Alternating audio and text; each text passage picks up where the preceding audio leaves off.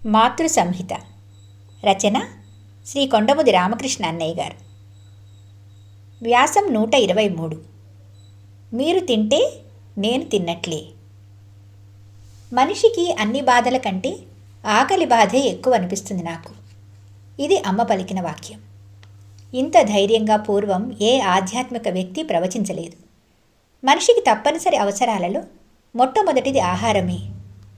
ఈ ఆహారమే లోపిస్తే మనిషికి మనుగడే లేదు. ఈ ఆహార సంపాదన కోసమే మనిషి అహర్నిశం పరిశ్రమ చేస్తున్నాడు, తన మేధా సంపదను ఉపయోగిస్తున్నాడు, తన యావచ్చక్తిని వినియోగిస్తున్నాడు. అందుకే కోటి విద్యలు కూటి కొరకే అనే నానుడి ఏర్పడింది. అన్నం నుండే రక్తం పుడుతుంది. రక్తమే మనిషి శక్తికి మూలాధారం. అందుకే అమ్మ రక్తమంతా ఈశ్వరతత్వమే అన్నది. ఒక్క మనిషికేమిటి, సర్వ ప్రాణికోటి జీవనానికి అన్నమే ఆలంబం. అందుకే మన మహర్షులు అన్నాన్ని పరబ్రహ్మ స్వరూపంగా అభివర్ణించారు. సృష్టి యావత్తులోనూ అన్నానికి అమ్మకు బలమైన అవినాభావ సంబంధం మనకు గోచరిస్తుంది. పశువులు, పక్షులు, మనుషులు అందరికీ పుట్టగానే ఆహారం తల్లి నుండే లభిస్తుంది. తన రక్త మాంసాలనే ఆహారంగా మార్చి బిడ్డకు అందివ్వడం తల్లికెంత ముదావహమో చెప్పలేము. బాల్యంలో పిల్లల ఆహార బాధ్యత తల్లే తీసుకుంటుంది. పశుపక్ష్యాదుల్లో అయితే పిల్లలు పెద్దవి కాగానే అవి స్వతంత్రంగా జీవిస్తాయి. కానీ మనుషుల్లో మాత్రం పిల్లల వయస్సుతో సంబంధం లేకుండానే సంతానం ఆహార విషయంలో తల్లే బాధ్యత తీసుకుంటుంది, అత్యంత శ్రద్ధ వహిస్తుంది. బిడ్డ ఆకలి తల్లికి తెలిసినట్లు బిడ్డకు కూడా తెలియదనటం అత్యుక్తి కాదు. కనుకనే తల్లి కడుపు తడుముతుంది, భార్య జేబు తడుముతుంది అన్న సామెత ఏర్పడింది. జిల్లెలముడి వచ్చిన ప్రతివారు అమ్మ వద్దకు రాగానే వారికి అమ్మ నుండి వినిపించే మొదటి ప్రశ్న, అన్నం తిన్నావా నాన్న అని. తిని వచ్చామంటే, ఇది అమ్మ ప్రసాదం కదా, కొద్దిగానైనా తినిరా అంటుంది. తినలేదంటే వెంటనే వారిని అన్నం తినిరా నాన్న అని ఆదేశిస్తుంది. కొందరికి ఇది బాధగా కూడా ఉంటుంది. వాళ్ళు ఎన్నాళ్ళుగానో అనుకుని అమ్మను చూడ్డానికి వస్తారు. కొందరు ఎన్నో సమస్యలను మూటగట్టుకుని అమ్మకు విన్నవించుకోవాలని వస్తారు. కొందరు ఎంతో దుఃఖభారంతో అమ్మ ఒడిలో వాలిపోయి ఉపశమనం పొందాలని వస్తారు. అమ్మ అవేమీ పట్టించుకోకుండా వారిని ముందుగా అన్నం తిని రమ్మని తరుముతుంది. కానీ తమాషా ఏమిటంటే, వారికి అమ్మ ఆదేశంలోని అంతరార్థం అవగాహన కాకపోయినప్పటికీ తృప్తిగా భోజనం చేసి బయటకు వచ్చేసరికి వారికి ఎంతో హాయిగా ఉంటుంది.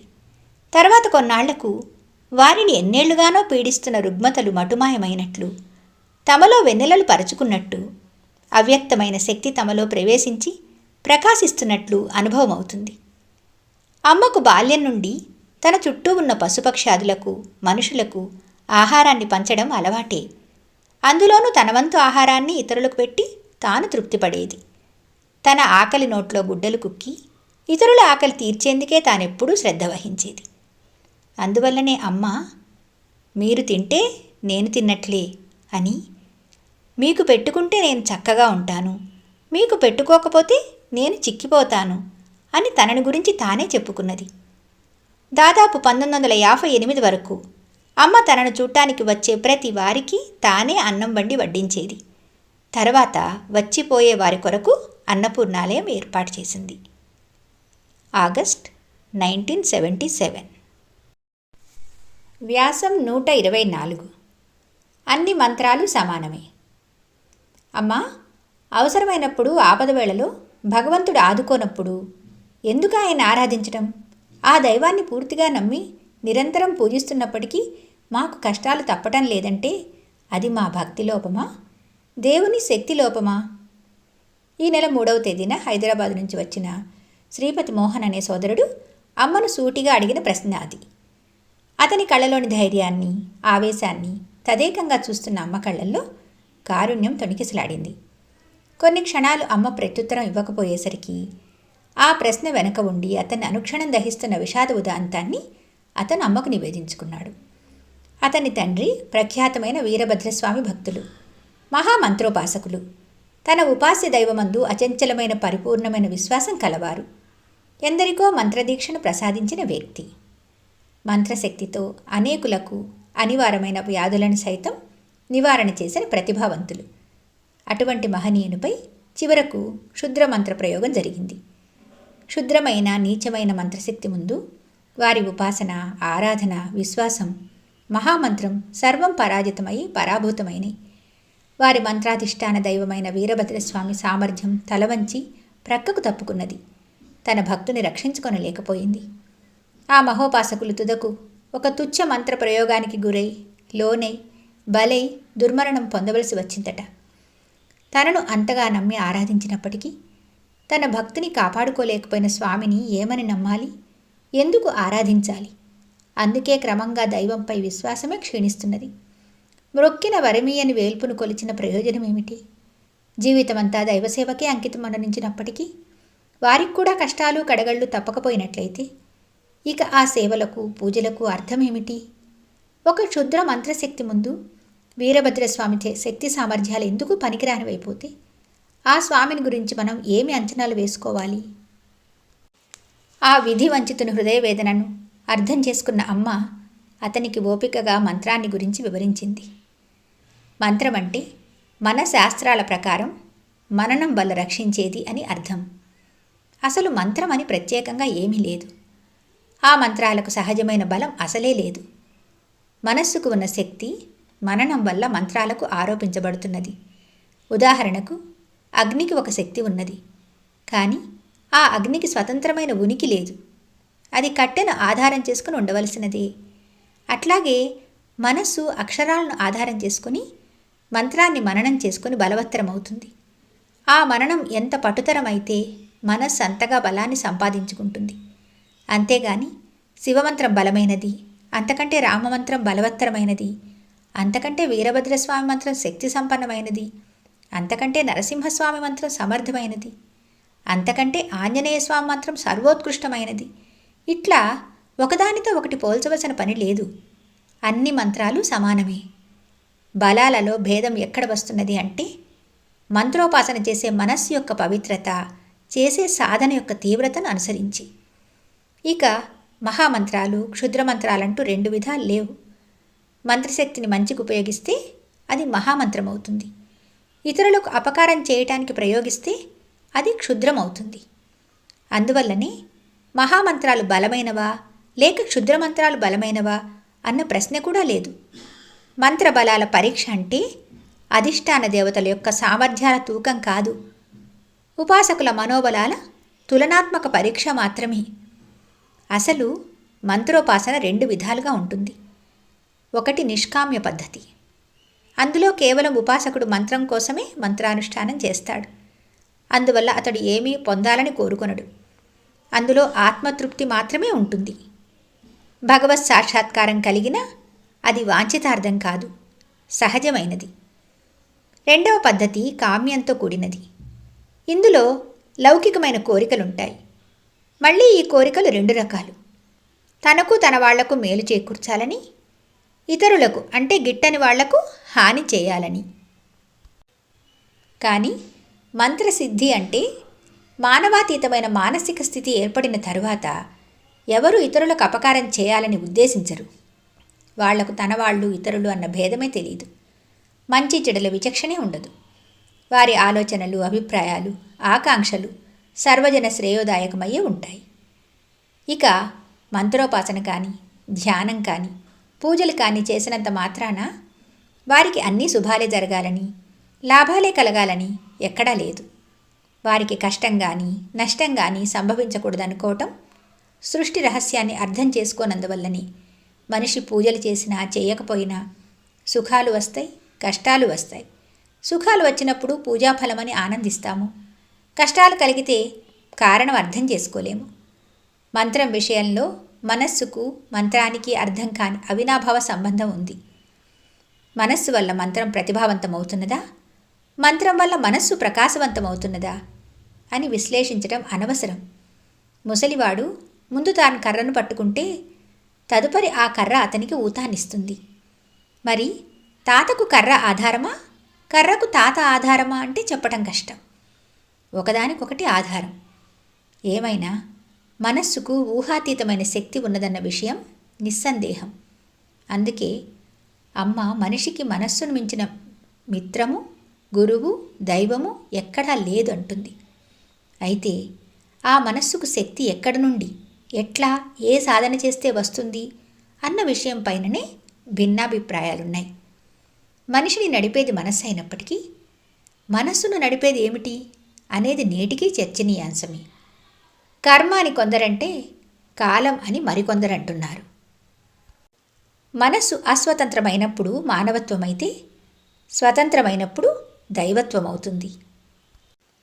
అదే అమ్మకు మనకు తేడా. మన మనస్సులు కర్మాధీనం, కాలాధీనం, తుదకు శరీరాధీనం కూడా. శరీరంలో ఏ అవయవానికి బాధ కలిగినా మనస్సు సరిగా పనిచేయదు. కానీ అమ్మ మనస్సు స్వతంత్రమై, స్వయం ప్రకాశితమై దీపిస్తూ తన శరీరం పైననే కాకుండా మన శరీరాలను, మనస్సులను కూడా నడుపుతూ ఉంటుంది. కనుకనే అమ్మ మనందరికీ గురువు, దైవము అయి మనకు ఆరాధ్యమైంది. సెప్టెంబర్ 1977. వ్యాసం 125. సర్వదేవ స్వరూపిణి. ఈ పూజలు నాకని చేస్తున్నారా? ఏ పార్వతి అనో, లక్ష్మి అనో, సరస్వతి అనో చేస్తున్నారు గాని. ఈ అభిప్రాయాన్ని అమ్మ అనేక పర్యాయాలు, అనేక రీతుల్లో అభివ్యక్తం చేసింది. అనునిత్యం అమ్మను అనేకులు అర్చించుకుంటారు.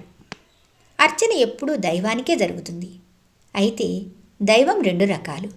1 నిర్వికారం, 2 సాకారం.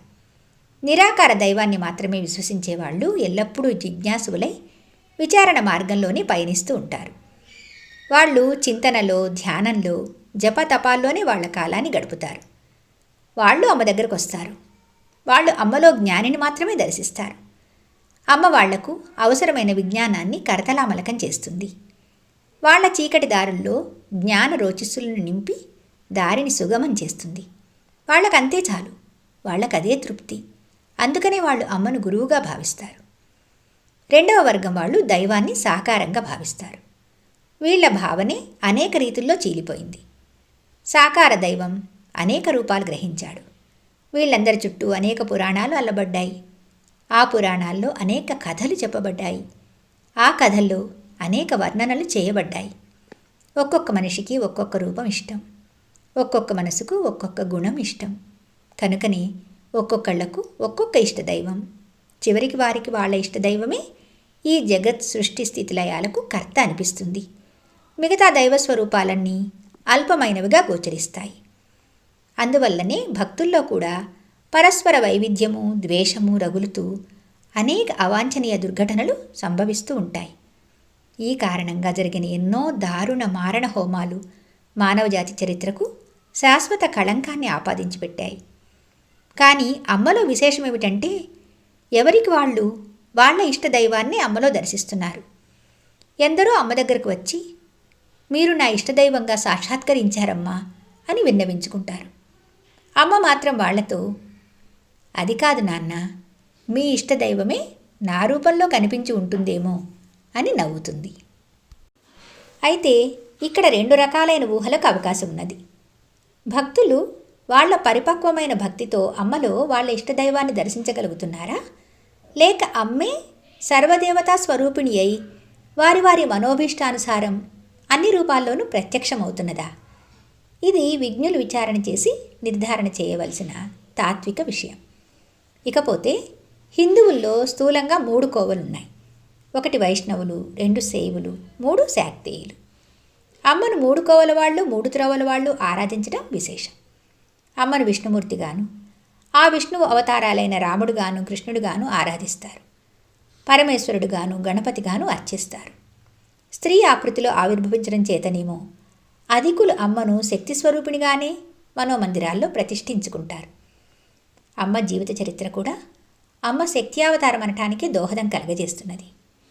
అమ్మ ఈ అవనీతలంపై అవతరించిన సంవత్సరంలో మన్నవలో రాజ్యలక్ష్మి దేవాలయంలో రాజరాజేశ్వరి యంత్రాన్ని ప్రతిష్ఠించడం జరిగింది.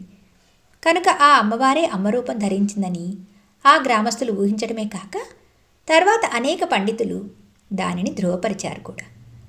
కాలగమనంలో అమ్మ ప్రతి మనిషిని తన కన్నబిడ్డగా ప్రేమించడంతోనూ, జగత్తునంతనూ కన్నతల్లి వలె ఆదరించడంతోనూ జగజ్జనని అయింది. లలితమైన ప్రవృత్తి చేత లలితగా భావించబడింది. కోరిన కోరికలెల్లా తీర్చటంతో కామేశ్వరయింది. పాతివ్రత్యంతో పంచభూతాలను జయించి సీత అయింది. సహనంలో సరిహద్దులను చూసి భూదేవయింది. అపారమైన జ్ఞానంతో సరస్వతి అయింది. అందరికీ అడిగినవన్నీ అనుగ్రహిస్తూ అన్నిటికీ కారణం కాలమేనని వివరిస్తూ ఆ కాలమే తానై కాళిక అయింది. అందరికీ అందినట్లే కనిపిస్తూ ఎవ్వరూ అధిరోహించలేని వల్ల కాని మిట్టపై అధివసించి అందరికీ దుర్గమమై దుర్గ అయింది. మనిషిలోని పశు ప్రవృత్తిని, అసుర భావాన్ని సన్మార్గానికి మళ్లిస్తూ మహిషాసురమర్దనయింది. కనుకనే దేవిని విభిన్న మూర్తుల్లో ఆరాధించే నవరాత్రి ఉత్సవాలకు జిల్లెళ్లమూడిలో మరింత ప్రాధాన్యం. బిడ్డలందరూ భక్తులై అనేక రీతుల్లో అత్యధిక ఉత్సాహంతో అమ్మకు పూజలు చేసుకుంటారు. అమ్మ అన్నిటినీ అంగీకరిస్తుంది. అదే విచిత్రము, విశేషము కూడా. మామూలుగా అమ్మ దైవాన్నే ఒప్పుకోదు. ఈ కనిపించేదంతా దైవమే అనటమే గాని ఈ సృష్టికి భిన్నమై, ఈ సృష్టి స్థితిలయకర్తయ్యై ఎక్కడో ఒక రూపంతో దేవుడుంటాడనే భావాన్ని అమ్మ సమ్మతించదు. అన్ని రూపాలు దైవమేనని బోధించే అమ్మ అవతార వ్యక్తులని ప్రత్యేకంగా ఎవరిని చూపిస్తుంది? అవతార వ్యక్తులే లేనప్పుడు అర్చనలెవరికి? దేవుడే లేనప్పుడు పూజలెందుకు? కనుకనే అమ్మ తానెప్పుడు ఎవరికీ పూజ చేయలేదు. పూజ చేయమని ఎవరిని ఆదేశించలేదు. కానీ సర్వ సామర్థ్యానికి, సర్వ విజ్ఞానానికి గని అయిన మనస్సు మాత్రమే మనిషికి మహోన్నతమైన, అసమానమైన, అమూల్యమైన సంపద అని, అత్యుత్తమ గురువని, దైవమని అభిభాషించే అమ్మ ఆ మనోనిశ్చలతకు, నైర్మల్యానికి పూజను ఒక సాధనంగా మాత్రమే అంగీకరిస్తుంది. కనుకనే దేవుడే లేడనే అమ్మ, అవతారాలనే అంగీకరించని అమ్మ ప్రతి మనిషికి ఆస్తిక్య భావము, దైవ విశ్వాసము అవసరమని చెప్పని అమ్మ పూజా సంప్రదాయాన్ని అంగీకరించడమే కాక తాను ఆ దైవ ప్రతీకగా పూజా వేదికపై ఆసీన కావటం, ఆ పూజలు నివేదనలు అందుకొనటం విచిత్రంగా కనిపించినా అది మనందరి అదృష్టం. అమ్మకు బిడ్డలపై గల అత్యంత అనురాగానికి నిదర్శనం. అక్టోబర్ 1977. జయ హో మాతా.